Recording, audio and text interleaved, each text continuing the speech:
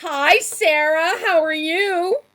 I'm fabulous. It's such a pleasure to meet you kind of virtually, but I've heard great things about you. Clint says you're the best interviewer in all of LA.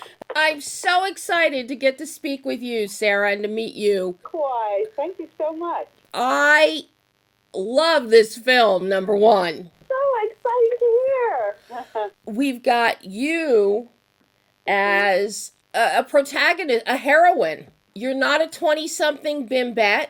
You're a real live woman who has some world experience. She's professional and is put in an untenable situation and has to use her brain to try and figure out what to do, how to get out of it. Exactly. And we don't see that kind of female character on the screen. The big screen, the small screen, it's not there. No. I love one of Reese Witherspoon's, I think it was a speech she gave, and she said, I decided to become a producer because I kept getting all these scripts where, Zero was the man, and the female character was always the one who, in a time of panic or chaos or disaster, kind of flung her arms up in the air and went, oh, well, what do we do now? She said, have you ever seen in real life, ever, a woman in a time of panic or chaos who flung her arms up in the air and said, well, what do we do now? Because the woman's usually the one who rolls up her sleeves and gets to work. No, that's unless it's, a 20-something that's being played as a bimbette in a horror film. And then they're clueless and they really should be the first ones to die. Exactly. But here, I love, number one, I love the premise. I love that it is based on a real incident. The truth is stranger than fiction. It is. And we shot it on the property it actually happened on, because I keep getting asked, well, is it a true story? Did something like this really happen? And I tell people everywhere, look, the first half of the film was a true story. The perpetrators ended up in jail. So the first half of the film was based on true events, and we Hollywoodized the end because, You have to. Yeah, because we're making a film. You're not doing a documentary. No, exactly. Well, exactly. And I find it so exciting that you actually got to shoot on the property where the real inspirational event occurred. Because that estate, it is a character in this film. It is. It really is. It is a character in the film. This isn't just about Juliette and Belle and Casey and Hugh. This is about Juliette, Belle, Casey, Hugh, and the estate itself. Oh, the estate itself is stunning, and we were very lucky to shoot there because it belongs to family. Because if we had to pay for it, we couldn't afford it. Oh God! Let's just put it that way. I mean, our film was made. It's a small little indie film, and everybody who watches it thinks, well, it looks like it was made for a couple $1 million. And I'm like, well, that's because the estates we were shooting on were very grand and they are expensive, but our budget it's a small indie thriller, but it's a solid thriller, So I'm proud of it. It's my first film as a producer, and it's our own story, and I'm proud of it. We made it in the middle of the pandemic. This was before vaccines, where everything was shut down. Right. I mean, you couldn't find a person to work on your set, and we made it with a very tight cast and crew for those reasons, because we didn't want 50 people on set. but when you're making a film with a crew of 11 people, there's Wow. a lot of heavy lifting, because, you can't compare it to these big Hollywood productions where they have, a crew of 100 people. We had a crew of 11. And that crew of 11 was certainly put to the test, especially your camera operator. You've got those chase scenes through the woods. Yes. And here you are in pajamas and slippers, wading through ice cold water. The physicality of this film, in terms of your character, more so than that of Jacqui and Rob's, because bathrobes and pajamas do not tread well with water. No, they do not. I speak from experience. And furthermore, the Virginia Fall obviously adds a lot to the cinematography because it's stunning. The colors are stunning. The scenery is breathtaking. However, when you're running up and down hills and you're running for your life and in slippers and there's, because of the fall, there's, leaves everywhere and it's wet. It's very slippery, Debbie. So when I rolled down the hill, we actually had a stunt double for that roll down the hill, but I actually did that myself. Now, the only problem is when you're rolling down a hill and there's wet, slippery leaves everywhere, you can't really control where you're going to end up. Yeah, been there, done that. I grew up right outside Philadelphia, and it's like some of the greatest things are going to Valley Forge or going to the wooded areas or going down the Jersey Shore to my grandparents in the Pine Barrens. And yep, you get that you get those East Coast leaves and it's wet and you're doing a face plant at some point. Yes, exactly. Just added so much to this performance, Sarah, because I'm watching this and I could tell you're doing all of this. Uh-huh. You're doing all the running, you're climbing up those hills, and I'm thinking, oh my God, I hope she gives herself hazard pay. Well, actually, funnily enough, the day we did the roll down the hill, because I like doing stunts, and I've actually kickboxed and done wire work, those kinds of stunts as well. And I actually really enjoy the physical elements of filmmaking. But I remember the day we did the roll down the hill, I don't think the director was quite as aware that I was kind of a bit gung-ho when I was just going to go for it. And I said to him, because we were kind of rehearsing the scene, and I said, well, let me just try it. Let me just see if I can do it. And he was like, oh, okay, whatever. And he didn't think I would really go for it. And I did. And the camera wasn't rolling. And the first roll was so perfect, it ended exactly where I was meant to. And he was like, oh, shoot, I wish we had the camera rolling. He didn't think I'd go for it, like a full-blown roll. Oh, my God. And then we had to do it 2-3 more times for camera. And again, because you can't control where you're going to end up, because you're rolling down so fast, they didn't always end up in the right place, and you had to do it again and again. And I think the third time I rolled down, I actually injured myself, and I had bruises all down my backside. But we managed to get the shot. But it was interesting. It was interesting. Oh my God! I'm really curious, Sarah, because you're one of the writers with the story, working with Stephen Meier, who I think is the one that actually put the script, the formal script together. But you've got that producer's hat on. Where do you, as a performer, you're on screen, so you're looking at this economically as a producer, creatively as a producer, and then also as an actor. How do you take those hats on and off especially when you are on camera? I think probably as a producer, there were risks I took as an actor that I shouldn't have, because if I was injured, it would have shut down the production. So if it was another actor in my role, and I was just a producer, I probably wouldn't have taken those risks. But I think I'm a little braver sometimes than I should be as an actor, and I've done this before in films where I've done dangerous wire work and things. I kind of have a confidence that I just know I can do it. So, so I'm like, I'm going to get the shot. I know I'm going to get the shot.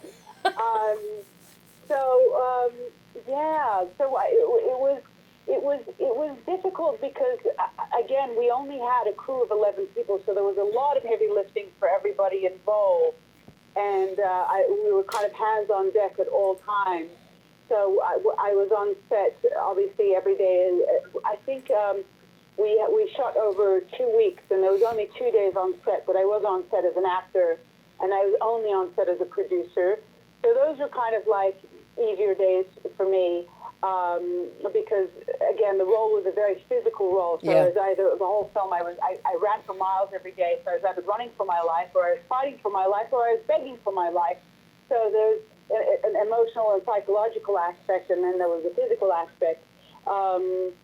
So it was very taxing. I mean, I remember I would get home every night and I was exhausted to the bone, but it was a joyful kind of exhaustion because I could see, as a producer, the shots that we were getting and the performances that we were getting, and I was just wowed by the talent of everybody on set.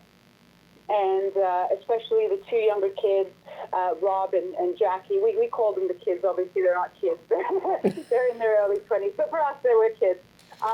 So the characters, they play Annabelle and Casey.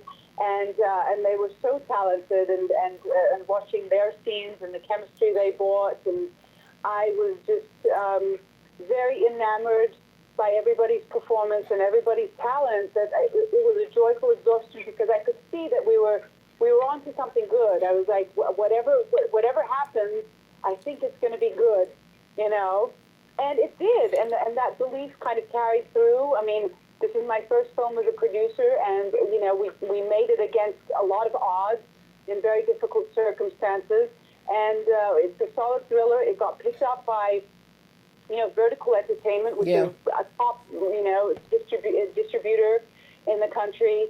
And it's getting positive reviews everywhere. I couldn't be happier. So I feel very grateful for the experience and for everybody who brought their talent. I remember actually it was the first day on set that we had, and I wasn't on set as an actor that day. I didn't have scenes, and I came on set as a producer, and I just watched everybody from kind of afar going about their duties, and everybody was doing such a great job, and I felt very humbled, to be honest, that we found all these people, and, you know, because occasionally on sets there's a little bit of dead weight, you know, you'll get 90% who are doing a great job, and the other 10% you'll be like, okay, these people aren't really pulling their weight, but whatever.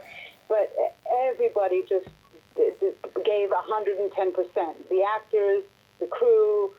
I mean, our production designer, she was a one-woman show.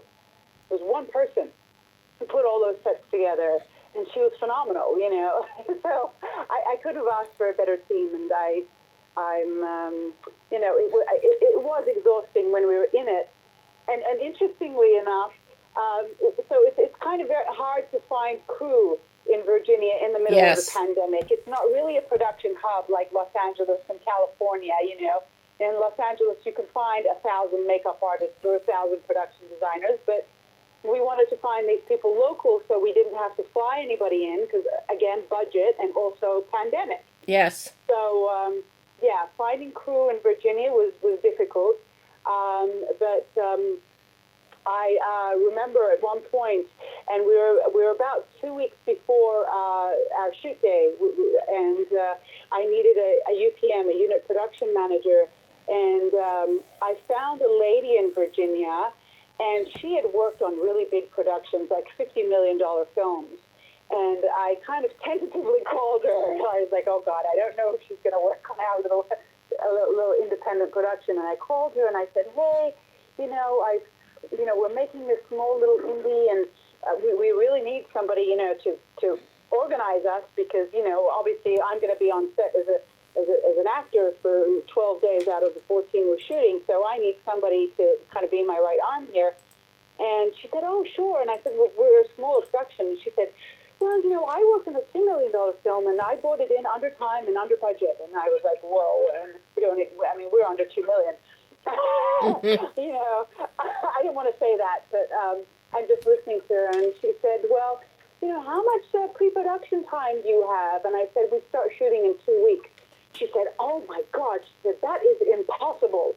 She said, you need at least 2 or 3 months. And I said, well, we don't have 2 or 3 months. We're starting in 2 weeks.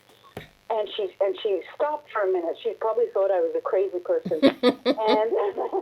And she said to me, well, you are going to be playing one of the lead roles, and you do realize by the time you get to, your shoot day, you're going to be so exhausted, you're going to look, it's going to show in your performance. And I thought to myself, well, lady, we're going to do this. Yeah. And we did. And, and if I look a little bit haggard, well, I'm supposed to be. So, I'm just, we had a lot of help. My director produced it with me, and our executive producer, Nathan Cowles, was so very wonderfully supportive, and so, I had some help, and, I didn't obviously do it all on my own, but, yeah. Well, you're allowed to look haggard in this film because, you show up at your mom's estate and you don't even get a good night's sleep before catastrophe happens. So you don't need to look fresh as a daisy in this one. No, exactly. And it's the perfect outfit as well. Like, I didn't need to look good. I didn't need to be running around in high heels or good. I'm in my pajamas. That's it. I'm so happy that even though you had catastrophe strike and somebody broke in, you had the wherewithal to put your slippers on before you went prowling around in the house. Exactly. I think like a practical, grown woman, right? That's just it. You put your shoes on. You live in California, you keep shoes near your bed in the event of an earthquake. So this is just these tricks you learn in life as you get older. Exactly. Like I tell my husband, sometimes he comes home with an empty tank of gas in the car. And I'm like, and he's not from California, he's from Virginia. I'm like, you don't do that. You don't come home with a car, with no gas in it because, if catastrophe strikes in the middle of the night or there's an earthquake and you need to get in your car and drive somewhere, you're not going to get very far with an empty tank. I think the benefits is that I always tell people I come from the guerrilla school of filmmaking. So I worked for many years in Turkey. I'm Turkish and Australian. I was born and raised in Australia, but I have Turkish family. And in my early 20s, I became Miss Turkey, and then I got offers, and I was on one of the biggest sitcoms in Turkey. It was bigger than Friends Was Here, so I have a huge following over there. And interestingly, a lot of American filmmakers aren't really aware, Turkey is the biggest provider of content outside the U.S. in the world right now. It's second in the world. Wow. Yes. And there's a reason for it. It's because our TV show, an American TV show, is about 30 to 40 minutes, and they shoot it over 10 days. Turkish TV shows are 100 to 120 pages, and we shoot them in 6 days. Mm-hmm. And we do that for 9 months a year. Our TV season is 9 months. So you're basically shooting akin to what a soap opera is with the number of pages you're doing per day. Yes. So it's like shooting a feature film every week. And we shoot over 6 days, and on the 7th day, you go in to do sound. So you're shooting an average of 15 to 20 pages a day. Mm-hmm. So most American, shows, they shoot about 3, 4. On a busy day, they'll shoot 5 or 6. Right. But, that's the average. So we're shooting 15 to 20 pages a day. So when you're doing that, you have 1 take or maximum 2 to get it right. So the bulk of the work, or because there's so much that you need to get through, you need to be on the ball, and you've got 1 or 2 takes to do it in. You don't have half an hour to get in a mood or get yourself into character. So you don't get that kind of experience anywhere else in the world. So I kind of credit a lot of my education, and I did obviously study acting. I studied acting in London and did a lot of stage work, but I think the amount of experience, so when I tell people, like when I came to America, I already had thousands of hours of TV and film work under my belt. Mm-hmm. So I think that experience and that kind of training, really helped. Well, Making the surprise visit. well, it makes you perfect to do indie films. Exactly. With a film like The Surprise Visit, and this is where your training in Turkey and experience really comes into play, is you don't have the luxury of massive amounts of rehearsal time, and you have some very, very intense emotional scenes in The Surprise Visit, primarily with Jacqui Vene's Annabelle. Yeah. How did the two of you, because of the limited time that an indie film has, I have no doubt you had this entire script memorized before you even started shooting. I don't know if anybody else did, but I am positive you did. But how does this work Because it with wasn't experience? just my own teams I knew backwards. It was I knew everybody's. everybody else's, because I cast the film, most of the film. So, and I chose the scenes that they were going to audition with. Like for Rob's character, we auditioned actors using Rob and Eric's scene where he goes to ask his dad for money, which is a very beautiful and intense scene. I mean, it's beautiful in a sad way. It's a very sad and intense scene. But so I knew all of their dialogue, because we looked at 2,000 young men for the role of Casey. Yeah, Wow. so I knew that scene inside. I knew a lot of the scenes. And so my scene with Jacqui, we did do some rehearsal. Jacqui is a fabulous actor as far as improvisation goes, and that's how actually we picked her out. And we picked her out from 3,000 girls, 3,000 young women. And we whittled it down to 4 girls we really liked. And then in the audition room, and we did auditions on Zoom, and we asked them to do a little bit of improv. And Jacqui she nailed it so well. And she's very, very talented, very, very talented young lady. And so we did do a little bit of rehearsal, especially for the scene where I'm trying to kind of outsmart her and get her to, let me go. Mm-hmm. Don't want to give away too many spoilers. We'll call it the attic scene. The attic scene. Let's call it the attic scene. So in the attic scene, and that was another intense scene, because, at the top of the film, my character is a very, she's grown up in a kind of protected environment. She comes from a privileged background. She's educated, but she hasn't been around drug addicts. She hasn't been around this type of, persona. Yep. And also she suffers something very tragic. We're not going to say what it is. So she's in a state of shock. There's a bit of time there where she's in a state of shock, and she doesn't really know what or how she's going to get out of this. And she figures out, obviously, she's going to have to outsmart everybody and try and stay alive. So I think in that scene, in the attic scene, I felt kind of my psychology was, I kind of felt like a protective older sister towards her, because she's just found out she's pregnant. So she has her own motivation as to why she's doing what she's doing. And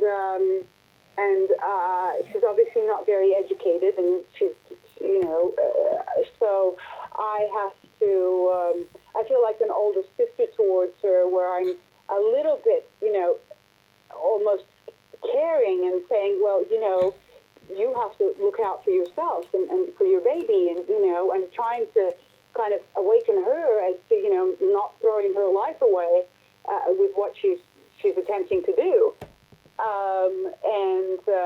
She's somebody who understands the law. She's a lawyer. And so part of me was like a little bit like older sister, but obviously the other part of me is like, okay, how do I outsmart her and get out of this situation and stay alive? So it was a bit of a mixture of both. And I think because I was a producer on set, and I felt very responsible towards all my actors, especially female actors, because I remember being a young woman on a set and not feeling very supported or very protected. So I wanted her to feel that way outside of obviously filming. That I was there to provide or help her as on set as well as I could as a producer. So I already felt kind of protective towards her. So I think it worked out well, the dynamic. It really did, and that attic scene is so important. And to watch the emotional shift that both you and Jacqui bring to your characters. Yeah. And it was beautifully shot. Yeah. Your DP Nate and the camera work there, and then subsequently in editing with the back and forth, but the shot is pulled out. Nothing ever goes in on an extreme close-up. Everything stays a little wider. Most of it is in a two-shot, sometimes behind your shoulder, looking. So we're getting your eye line. We're getting Juliette's eye line to Annabelle, and then maybe one or two coverage reversals. But it's very much, we feel that connective tissue of the two women. There comes a point of meeting of the minds, and it's really interesting to see it play out in performance, but then how it is technically executed with camera and editing. Yes, the camera work was beautiful, and I have to give kudos to two people. So we actually had two DPs on set. So our camera guy, Ross Headley, is also a DP himself as well. So we had our DP and our camera guy, who was a DP, and they shot pulling their own focus. So our camera crew was 4 people. Oh, okay. Yeah. And so what they did, it was really 4 guys doing the work of 10, and they did a fantastic job. So I wanted to give kudos to, obviously, Nate was fantastic, but Ross as well in his own right. So the camera work was fantastic. Yeah, the attic scene is one of my favorites, and it's the way it's lit, and it just looks really beautiful. It's kind of intimate, but it is. And interestingly, that was also one of the scenes we had the actors audition with, is the Jacqui and Rob scene where he's trying to convince her, and she doesn't want to do what he suggests.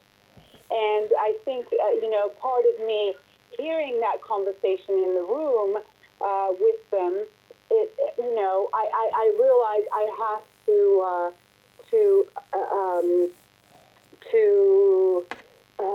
what's the word I'm looking for? I have to apply myself to her, as a woman to woman, and gain her sympathy or empathy, because as women we are nurturers, we are more caring and more and loving and giving in that sense. So I understand that I have to appeal to her. Sorry, that's the word I was looking for. That I have to appeal to her as a woman to woman.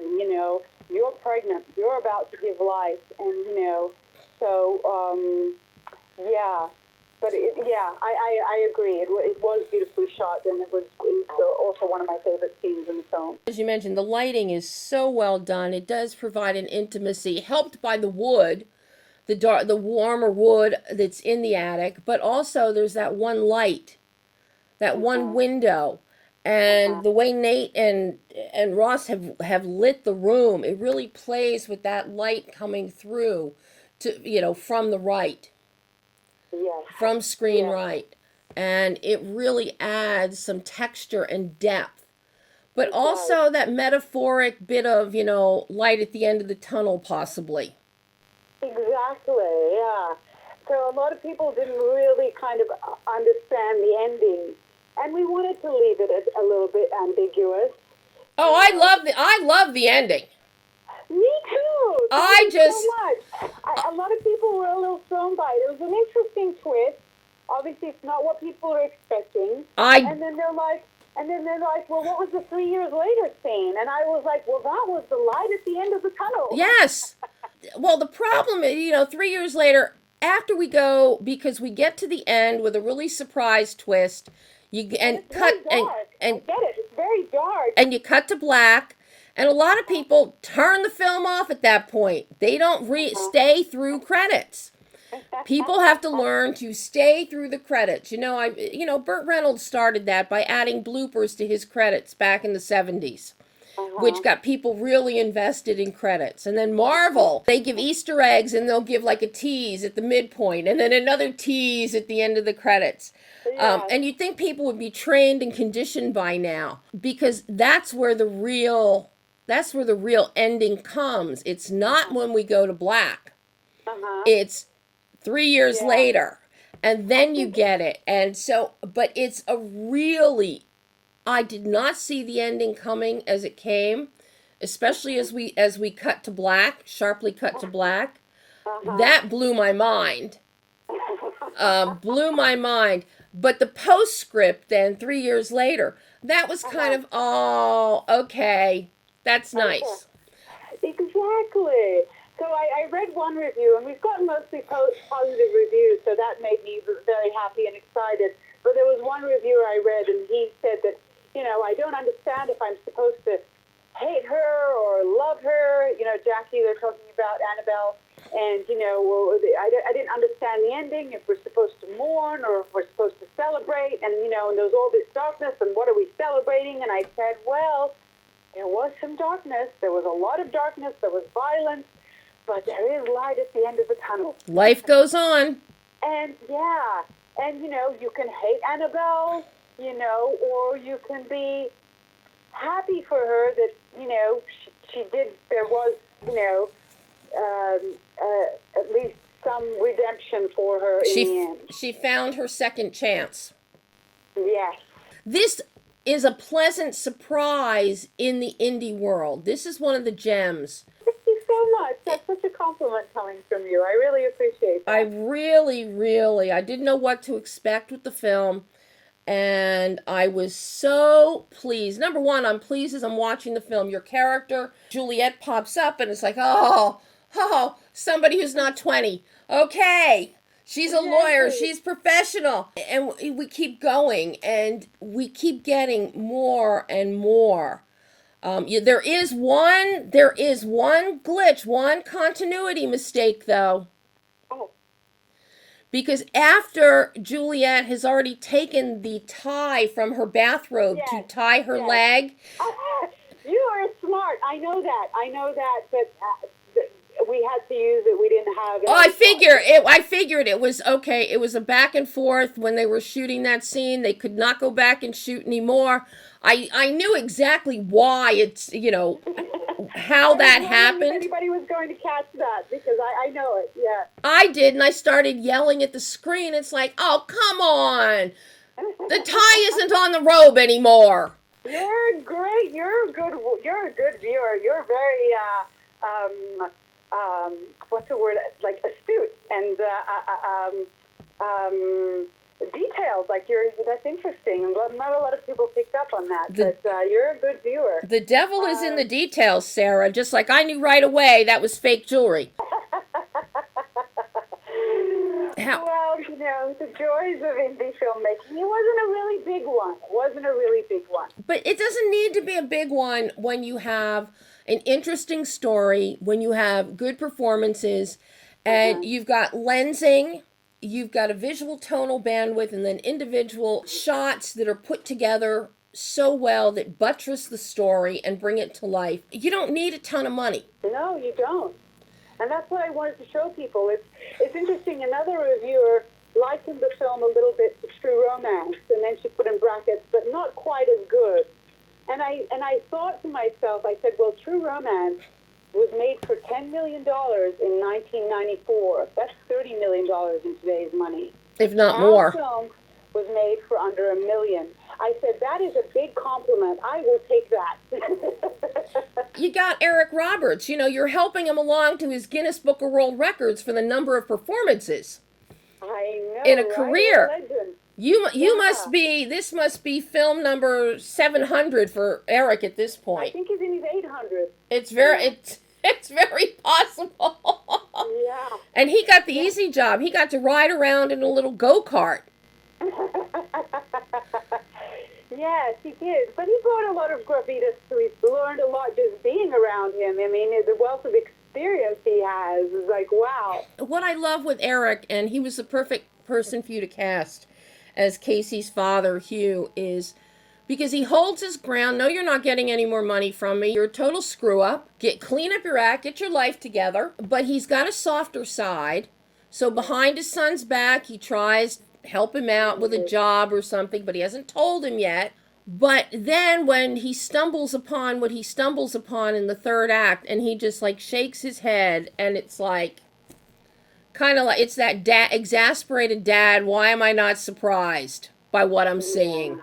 And it's so matter of fact, and there's no hysteria, there's no, oh my God. It's just it's just shaking his head, and it's like, it's that whole, yep, I'm not surprised.